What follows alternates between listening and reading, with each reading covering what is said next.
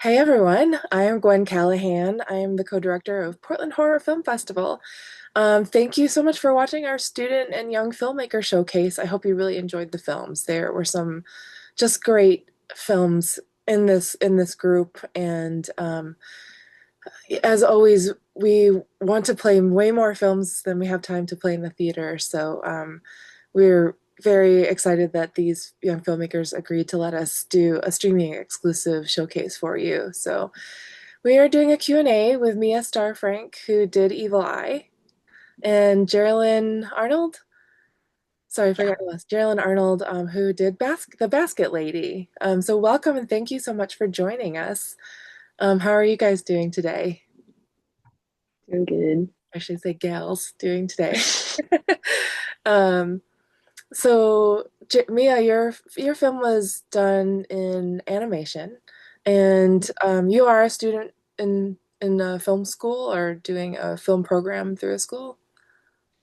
Yes, I actually just graduated from the animation program at DigiPen Institute of Technology. Fun. Okay. How was that course for you? Like, I'm not really familiar when people go through a film course, like what's involved, how long does it take? So our project was about 3 semesters long, which was basically equivalent to like a year of production, where we had it split up into pre-production, production, and then post. And then we had or my team was 12 people, and so we are all working on that together for the 3 semesters. Okay. And do you work on multiple projects or do you just kind of pick one thing that you do and then you get to lead it and like gather your crew? Is that how does that work? We do just stick to the one project. I think it's supposed to kind of replicate if you were doing it outside of a school setting. So we pitched the idea and then got people who wanted to like join that project, and then continue to develop it over the course of however many months until we were like, okay, production time, and then kept going. Okay, fun. With your story Evil Eye, it is a really interesting look at kind of presenting like the anxiety on the outside in the form of like the eyes that you feel on you when you're like in an awkward social situation or you don't Mhm. feel super comfortable. Can you talk about kind of the inception for the idea and also kind of your visualization of it, like what inspired you to make this film? Yeah. Um, the idea originally was very different than what it came out to. It was supposed to originally be a drug trip, um, but then as we were making the idea, a lot of us on the team realized that the like trippy effects that we were really drawn to also represent a lot of anxiety that we all experienced. And so we kind of pivot the story because it felt kind of like I don't know, more meaningful story to tell and one that we all related to. Um, and I really love horror. And so I think adding those horrific elements of like how we feel like we experience anxiety, where it's like it's not pretty, it's not cute, it's really gross and really scary. And uh, just yeah, it was something we all got really passionate about, because mental health is important and having those weird experiences. So I think that was what kind of drove us to Okay. make it. Is it how did you do the animation? Is that a hand-drawn process? And like walk us through that a little bit. So it is hand drawn, digitally. So we used the program Toon Boom Harmony, and uh, basically it is all hand drawn. The only technical side of it was when we got into compositing, which was much later down the line. Um, but it was the standard animation pipeline of concept to storyboards to rough animation and then cleanup, but all hand drawn. Wow, amazing. And did you draw it or did somebody else draw it? Everyone on the team did.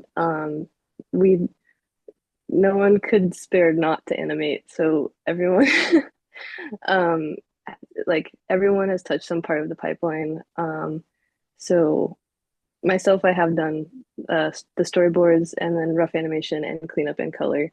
But everyone on the team also has done it. So it was a really good bonding experience. That sounds really fun. The more I talk to filmmakers, the more it sounds like hard work, but very like fun and can be so fulfilling. Jerilynn, for your film, The Basket Lady, was this part of a program or a school program? Can you t give us a little background on how that worked? Yeah, definitely. And excuse any of the noise in the background. I'm in a super old building right now. It is a summer film program that my tribe offers up on the reservation every June and July. We normally work with Bruce Broski and Joey Lopez for it. It's a super fun thing to do in the summer. Okay. And is it just open to anybody who wants to participate in it? Yeah, definitely. I mean, it is more pointed towards the kids on the reservation. That is also because one, our reservation is about 11 miles out from the nearest town. And then just like it is a program that's designed to help Native American students figure out a passion. So it is mainly for them, but it is open to anybody of all ages from like some of the younger kids to like even my age, because I believe, um, 19. Yeah. Okay. Have you done it? Did you do it multiple summers? Like how many times how many times have you made a film over the summer? Yeah, definitely. I think this is like my third time being with them. I did it like 3 summers in a row. The first time that we did it, we were doing a documentary about some of the ruins that we have on our reservation and about the people that came before us before we were moved onto our space. That one never got uploaded anywhere because it was also us who were like editing and we never finished anything. No. Then the year after that, we were working on a bear dance documentary, and this time they decided we were just going to dedicate all of our time to film work and then have somebody else do editing for us because there just wasn't enough time. Smart. We always people the advice I hear from other filmmakers is always like, don't edit your own film. So with The Basket Lady, a really interesting look at some like folklore that we don't really get a lot of all the time in film, especially in like in the independent space. I think maybe more in the independent space than in the commercial space. But how did you decide that you wanted to tell that story? Like, how did that come together? Is it a collaborative process? Do you guys all sit down and like just kind of decide what you want to do? Yeah, definitely. So, because of the way that the sign up process for our program is, it's just kind of a we don't know who's going to be there that year type of thing. And so, one year we were just joking around. This is during our bear dance film. We were like, geez, like how are we going to get more participants? Because this is a super fun thing and we all really enjoyed it. Like, let's get more kids involved. And so we were just it was just totally joking at this point. We were like, oh my God, guys, like imagine if we made a film about the basket lady or something. And Bruce and Joey, they took us seriously. And I guess they went and they were like, let's make it happen. And so that's just kind of how it started up. Normally it is the program leaders who decide what we're filming, and that would be the people who work at the tribe who are like holding the program. But this time we asked for permission to go off on our own a bit. And that's how we ended up with the basket lady. Nice. It looked like you guys had a lot of fun. When you go into the program, do you already have in mind kind of like what job you want to do, like in terms of being director, writer, actor, sound person, or do you just kind of decide that on the fly? You definitely decided on the fly, but after like brief introductions and after the first day and just getting everything out, kids normally have a pretty good idea of where they want to be on set. Okay. Okay. Can you tell us about the shoot a little bit? Because it looks like you just used locations that you have in true independent filmmaking spirit. And can you talk a little bit about the challenges and rewards of just kind of having to use what you have. Yeah, definitely. So all of the locations that were featured in this film are places on my tribe. All of the drone shots and everything, those are just like landmarks of the tribe, the overhead shot of Toyac as a whole. And then the house that we were in was actually my grandmother's house who gave us permission. Um, and it was super good and it felt super familiar because we knew where everything was. Like we knew where all the outlets and stuff were and like which room had some of the best lighting, and how we wanted to angle everything. So I think that was definitely the best part. The issue came with filming in a dry area in the middle of summer. It was super hot, all of our equipment because the house was like super small and so we were really stuffed inside. Um, it was really, really funny the entire time, but our crew really enjoyed it. And I think that was probably one of the funnest times, just all being cooped up into the house together. Nice. I like that summer camp feeling where you're just all next to each other all the time. Yeah, for sure. And how did you get the older women like your like grandma and auntie involved?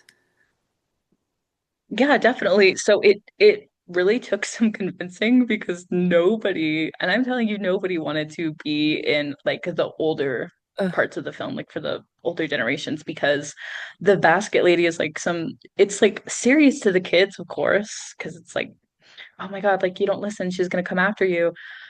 But like to the older generation, it's just like this funny little thing, and it's so unserious. It was really hard for me and the crew to convince anybody to be like, "Oh my God, like come be the basket leader, come be this person in the film."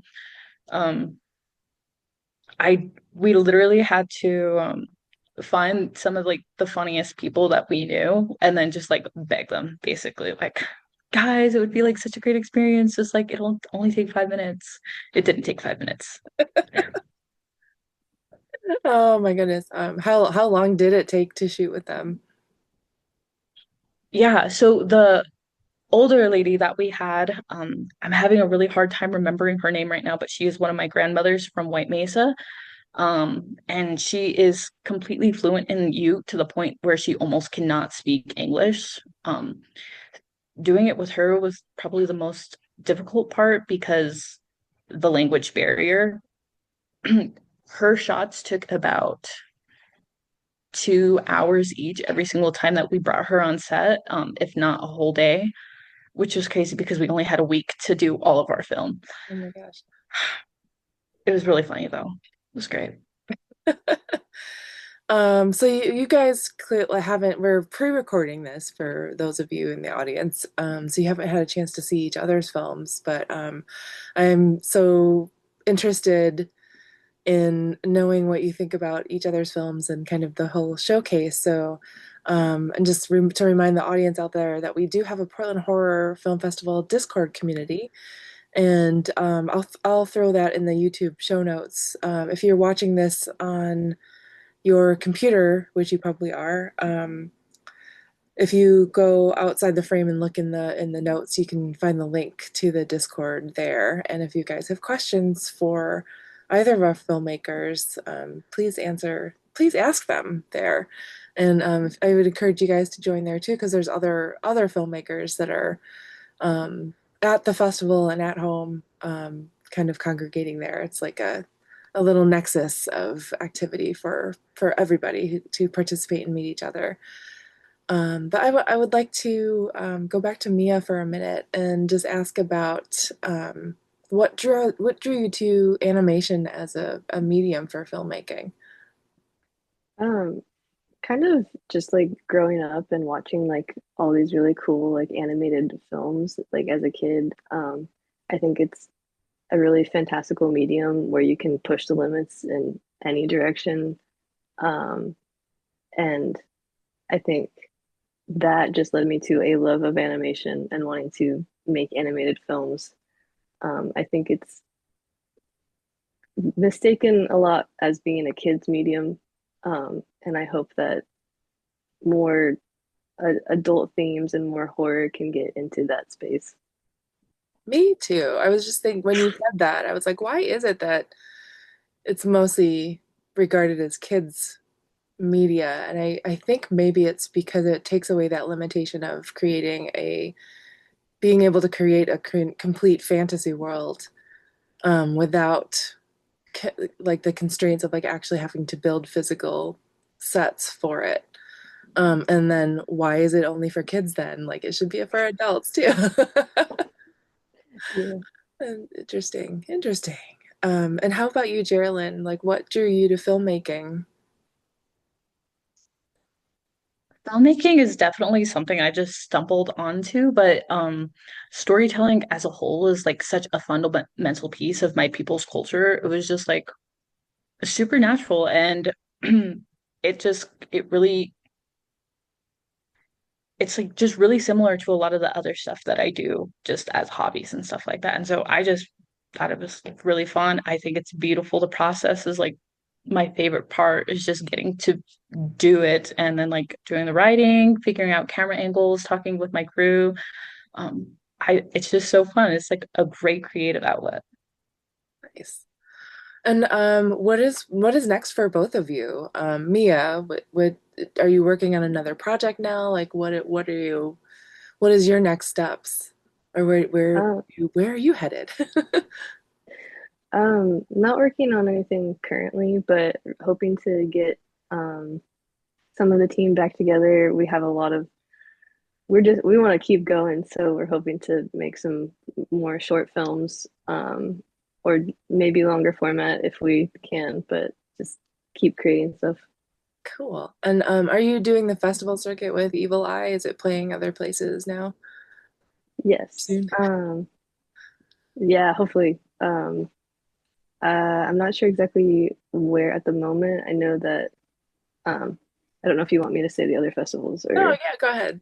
yeah. I think it got into the Burbank International Film Festival, and then maybe some other places, but also the Portland Horror Film Festival. Yeah. Yeah, we're not precious. We know that like films do a circuit and like the more festivals you play, the more people see your film. So we're always Mhm. excited when people are announcing more festival screening. More people get to see your film. Do you have a plan for I guess unleashing your film onto a wider audience once you're done with your festival run? Like, do you have a YouTube channel or a Vimeo showcase that you plan to release it onto? Definitely once it's done with the circuit, I want to put it probably on YouTube or somewhere. We also made a Instagram for the film. It's like Evil Eye Film, which I will also upload to once it's all done. Okay, cool. And that answers the next question I had for you is where can people find the information about the film and your work? So, Evil Eye Film on Instagram. Yeah, Okay. yeah. And Jerilynn, how about you? Are you going to forge ahead with a career in filmmaking? Are you working on anything else? I have definitely thought about it. Sadly, filmmaking as a career is just kind of not in the cards for me right now. It is definitely something I look into whenever I get bored. Um, I don't believe I'm going to be continuing with the program this year simply because I feel like I've aged out personally. I have no idea if I actually have, but I don't know what they're going to be up to this year. I just know that my little sister, Alicia, who was supposed to be here with me today, but sadly couldn't make it, she's going to be continuing with the program and she is fantastic. She was actually the lead actress in The Basket Lady this time, and I can't wait to see what she comes up with. Yay. And for both of you, there's or maybe more for Jerilynn since Mia, you've already gone through a program, but there's an online film school that has been made specifically for women and run by Lisa Ovies, who's a filmmaker based kind of out of Vancouver, BC, and LA at the same time. She kind of splits her time between those two locations, but the film school is called Empower Her, like empower, but the last part is HER. And I encourage you to look at that because that is she's had me as a guest, like full disclosure, she's had me as a guest a panelist when she's done the sections on submitting your like you make your film and then you submit it to film festivals and like kind of here's what to look for and here's what to watch out for and here's what to prepare for. But it looks to me like a really great program for people who can't necessarily go to a location to be in film school because it's online. And I will try to find more information about it and stick it in the show notes and send it to you guys. But if that's something that you're interested, there's a lot of different opportunities and avenues for pursuing that if you're really interested and passionate about the filmmaking process and want to learn more about it. And that's, I really hope that you continue, both of you really continue with this because it's really important to me, and I think to other women who like horror or like film to see more women taking the helm behind films and telling their own stories in their own voices. And this is again a reason why I love independent film. So, oh, and I forgot to ask Jerilynn, is the Basket Lady going to be playing at any other festivals? And then once that's finished, is there a plan to let people see it kind of online? Yeah, no, definitely. I know for sure that we have made our rounds recently with the Basket Lady. I'm not too sure how many shows it has left to go. Um, I can definitely ask Bruce about that. But other than that, I don't know what they have planned for it, to be honest with you. I think they're creating a website where it can be watched along with some of our other documentaries. I'll go ahead and ask, like I said, I'll ask about it because I haven't been catching up. Thankfully, Bruce and Joey are returning pretty soon, so I'll get to see them in person. Okay, excellent. And do you have a way for people to find that information out about you? If you're comfortable sharing your social media and having people follow you?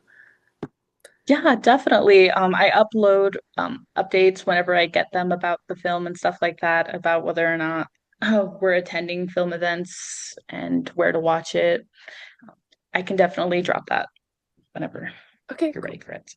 It looks like our third participant has just joined us.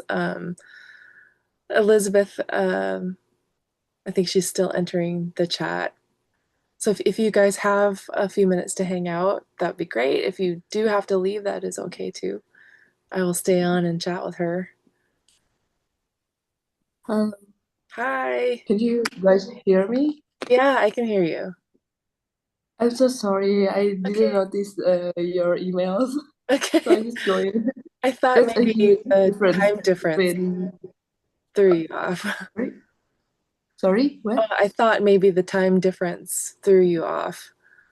Yes, it's Um, it's kind of confusing, but it's okay. yeah. So where are you right now? I'm in Indonesia, my country. And what time is it? It's almost midnight, like 11:30. Oh my gosh. Okay. Well, thank you for joining us. This Okay. is for those of you watching, this is Elisabeth Katie, and she did the film Ibu, which means mother in Indonesian. And another animated piece. Mia did Evil Eye, which is also another animated piece, and Jerilynn did The Basket Lady. And you'll be able to watch those in the streaming showcase once it launches in a couple hours. So we're obviously pre-recording this in the past and then going to launch it into the future or something like that. Don't let me write a script about time travel because I will mess it all up.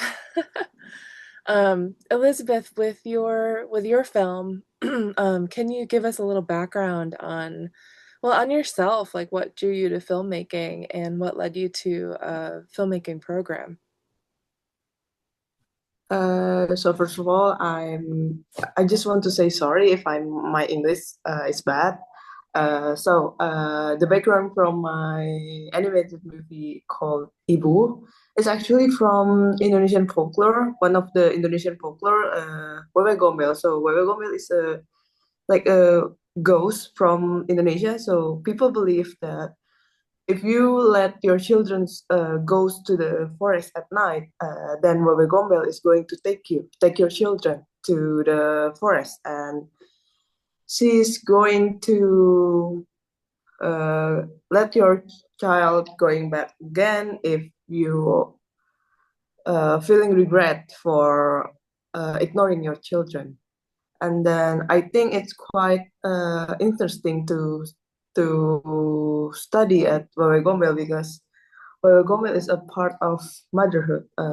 When the children is being ignored by their parents, Wewe Gombel take as a mother figure to them, and well, it's not really a good example because she's a ghost and she's kidnapping children to the forest and she's giving some food to the children, something like grass, leaves, or worms. I think it's because she's a ghost and she's not a human anymore. So I think some people believe that ghosts eating something dirty like worms, but as a mother figure, she's still giving the children a food that they provide and they need it. And I think it's quite interesting.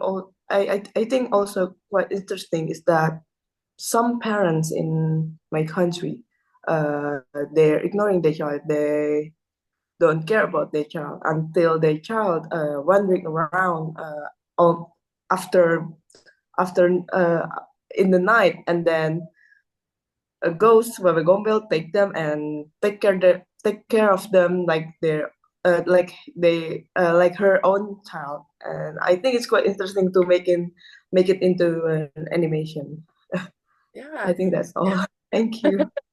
Okay. It's interesting that it seems like it's a folklore like cautionary tale, but for parents and not the children. Is that accurate? That it's like more for like be a good parent or Wewe Gombel will take your children and then make them into feral children? Or is it more for the children to not wander off into the forest? I think it goes both ways because as a child you have to follow your parents' orders, like do not go out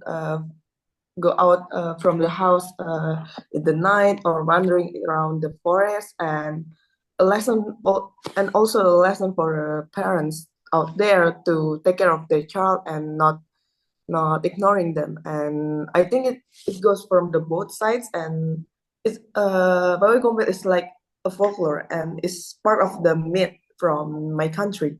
And a myth is quite of a message to us, to the parents, to the children, or to the people. So you cannot go out in the forest at night because something dangerous can be attacking you. And they giving a sample of Wewe Gombel, like a scary figure, old woman with a long breast. So all the children and the parents scary of her, and I think it's quite a message for us. It's like a myth. Fun. I really enjoyed the short film that you made, and I would love for you to talk a little bit about the visual style of your animation. Actually, Ibu is my thesis assignment, and so my thesis assignment I had to combine two art style that are really famous. One of them I combined Tim Burton art style and some cartoon animation that I found on Netflix. So I combine them and I make them. So the visual are from there, from the character design, and then for the backgrounds, I quite combine my styles, which is quite dark and horror, and combine it with the Ghibli art style, which is more realistic way. Okay. Okay. Are you drawn to horror? Like, are you going to be working more in that genre, or do you like other styles and other genres as well? I think all the genres. I like all the genres, but mostly I love about horrors and gores. Okay. Mostly about that.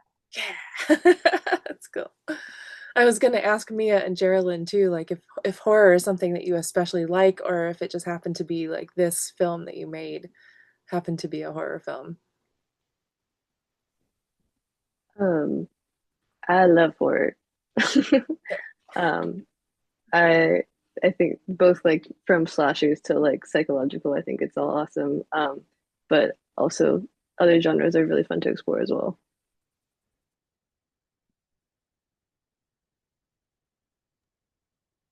Absolutely love horror. It's like one of my favorite things to get into. I love scary movies and stuff like that.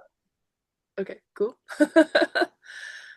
For Elisabeth, with your film and your program, like how long I had asked Mia and Jerilynn just to kind of give us a little background on their film programs because I think it's very interesting that there are all different kinds of film schools and different film programs for people learning how to make films. So I'm interested to know kind of what your program was like. Uh, Wait. I'm sorry. I didn't really get your question. Can you Are you guys? can you describe the school, your film school experience a little bit? Like, is it how long did it take to go through, and like how did you decide that you wanted to go to film school? Ah, film school. To be honest, I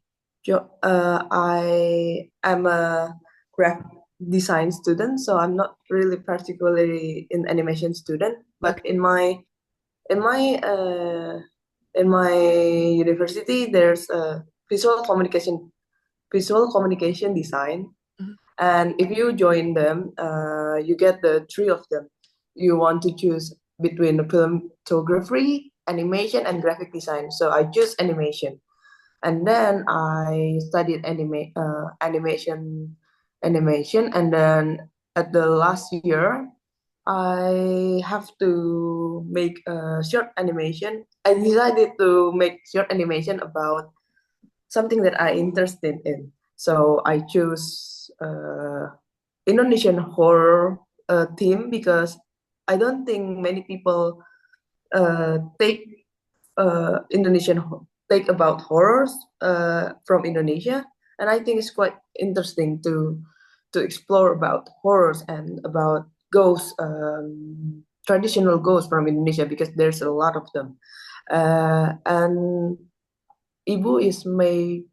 I make around 10 months for making Ibu because I need to idealize the story and then ask about my teachers about it because it's my thesis. So I need to make sure that all of my ideas are really true, or and I need to study a lot of about the theory, color theory, and something that I learned before. And uh, I think that's all about my art school. There's nothing really special about it. Okay. I getcha. Okay, that's cool. Um, let's see, what I was gonna ask. Once your film, so your film was submitted to festivals and then it'll go through that process. And once that's finished, will your film be available to watch anywhere? Will people be able to see it somewhere else, like online or YouTube or something like that? I think I'm going streaming on YouTube or Vimeo, but apparently in Indonesia, Vimeo is cannot accessible because you have to use VPN to access Vimeo, so it's quite hard. But I think I'm gonna upload it here, but I need to wait until I don't know when, but I think I'm gonna wait my film until I'm feeling like okay, it's done. I don't need any festival or I don't aim another a festival, and then I want to share it online to share to all all of people out there about Indonesian folklore and something about like that. Okay, cool. And then my last question for you is kind of what are you doing next? What are you going to be doing after this? Do you have any other film projects or design projects planned? So apparently I'm not doing animation anymore. I work as a motion graphic designer. So it's like graphic design but with animation quite a bit using After Effects. But in the meantime, I want to make another animation, but I already planned the story, but I haven't visualized it yet. But it's going to take a lot of time because I don't really have a team and I'm going solo, so it's going to make it's going to take a long time. But I think I want to make another film because I feel like making animation is quite a passion, my passion, something like that. Okay. But you know, reality hits me, and I need to face the reality. But in other case, I need to aim my passion, which is making animation. Okay. It's true independent filmmaker. I think that's the case for a lot of people. They have a day job because they have to pay bills and then they make films as much as they can in in the spare time that you have. So exciting. Well, I'm excited to kind of follow you guys and see what you're doing next. And I hope that if you make another film that's like a horror film, that you submit it to us, please, because we would love to see it and share it with our audience. I know, especially for our audience, we really love the short films because they're just little compact, boom, boom, boom, and like in and out. And what am I trying to say? I'm sorry, I'm so fried. It's only like day 3 of our festival. I'm already like, oof, some more sleep, please. Yeah, short films because you can kind of pack a lot of them in like a bag of chips instead of like, a big casserole or something. That's a feature film. So, Elisabeth, if you're comfortable sharing a social media account where people can find you or follow you or get news about anything you might be working on later, feel free to share it. You don't have to if you don't want to, but I like to give people the opportunity to let people know how to find them if you want to. Oh, it's okay. It's okay. I'm happy to share my social media. Where can I share my social media? Oh, can you just say it and I'll put it in the description underneath later. Or maybe I can type it on the chat mode. Can Yeah, you I? can do that. Like I can Ah, read it. okay. Type it in the chat. Wait, yeah.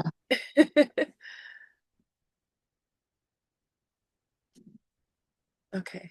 And then while she's typing, I think that's all for me. Do you guys have questions for each other or anything? Curious about anything about each other's experience? I know you haven't seen each other's films yet, but we're all here.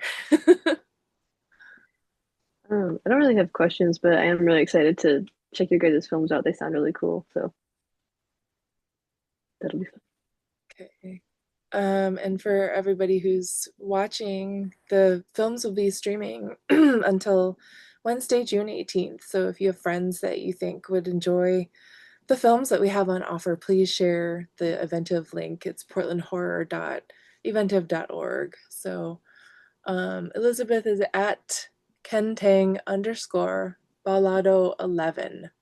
Um, and I will be putting that in the show notes. So if you are watching on YouTube, just uh, look in the description of the video and it'll be there. I'll tag you guys and so you can see it. So I just want to thank all of you for joining me and taking the time and staying up late to chat with us and getting up early to chat with us. I wish you all the best with everything that you're doing in the future. Um, please, I love seeing people being able to exercise their voice and to get their own stories out there. So I hope that you have very many future opportunities to do so. Thank you. Don't go away Thank you. yet. Okay, I'm gonna end recording. Okay. Bye, everyone. Thank you.